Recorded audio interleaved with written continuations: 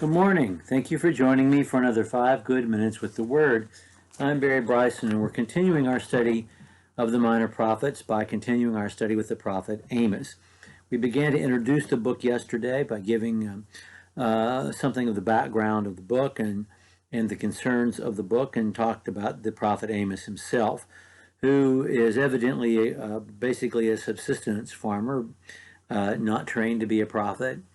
And his language is rustic, but some of the most powerful writing that we're going to find anywhere on earth. We want to continue on today with the themes and the structure of the book of Amos.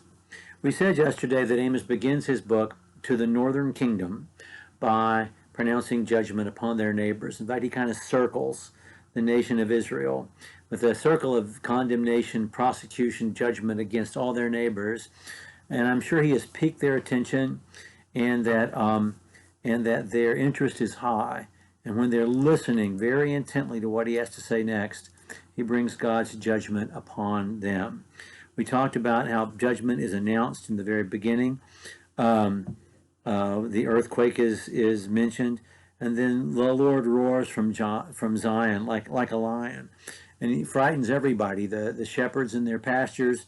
And even the snow on Mount Carmel goes away because they're frightened at the voice of God, which comes from Zion. So God's place of presence is still associated with Jerusalem and the temple and the holiest place. So there are three prophetic oracles in this book. And the oracles are the oracles against the nations in chapters 1 and 2. The oracles against Israel, chapter 3, through the end, nearly the end of chapter 9, and then the oracle of hope, chapter 9, verses 11 through 15, where we have messianic prophecy. The first oracle is bound together by the phrase, "For 3 transgressions, no for 4." And some translations act like the prophet has not remembered everything, but that's just silly. It's a literary device. For 3 transgressions of Damascus, and for 4. For 3 transgressions of Gaza, and for 4. It's a way to communicate that there are multiple sins that these nations have committed, so much so that it's hard to even make the list because you have to keep adding one.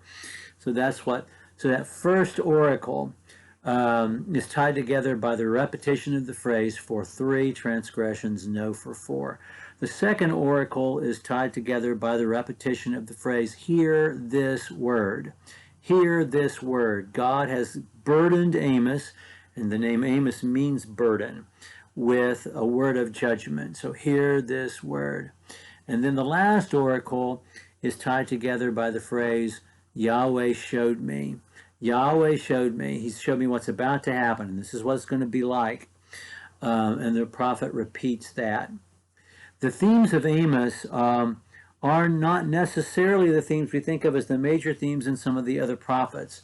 We think about the prophets, and especially the minor prophets, focusing on idolatry and foreign alliances, which is another way of betraying your covenant with God. But the book of Amos is largely about oppression, moral decay, the misuse of power, and materialism and self-righteousness. And that's true among the nations. The nations primarily are going to be condemned for their war crimes and their acts of crimes against humanity. And the nation of Israel is going to be condemned really for 4 sins. The oppression of the poor. I want to look at chapter 2, verses 6 through 7. This is the first thing that's brought, the first charge that's brought against Israel. "For 3 transgressions of Israel, and for 4, I will not revoke its punishment." So punishment is sure, okay? "Because they sell the righteous for money, and the needy for a pair of sandals. These who pant after the very dust of the earth on the head of the helpless also turn aside the way of the humble."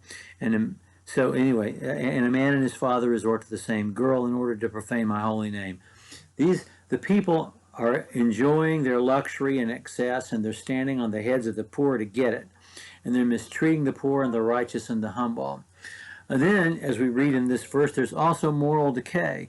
A man and his father resort to the same girl in order to profane my holy name. Their prosperity has led to immorality.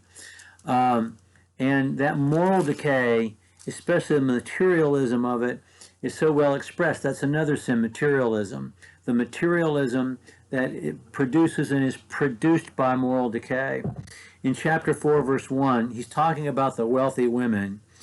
You get some of the rustic imagery that he uses, and it's so vivid. Chapter 4, verses 1 and 2.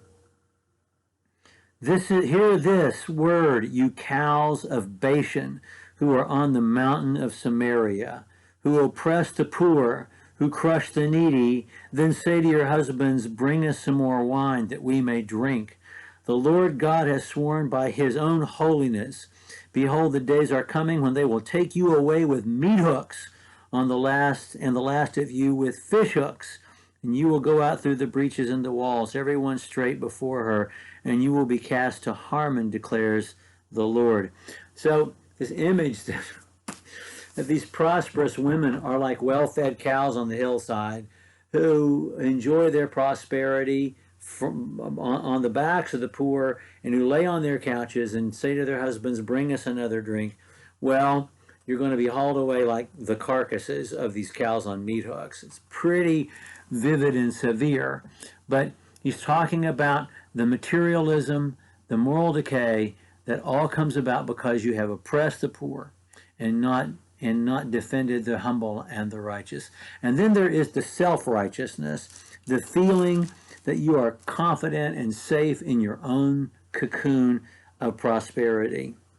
He says in chapter 6, verse 1, woe to those who are at ease in Zion, to those who feel secure on the mountain of Samaria, distinguished men of the foremost nations to whom the house of Israel comes. You think you're okay, but you're not okay. Okay. Well, I think that's as much time as I can take from you today. We're going to pick up with the judgment on the nations tomorrow.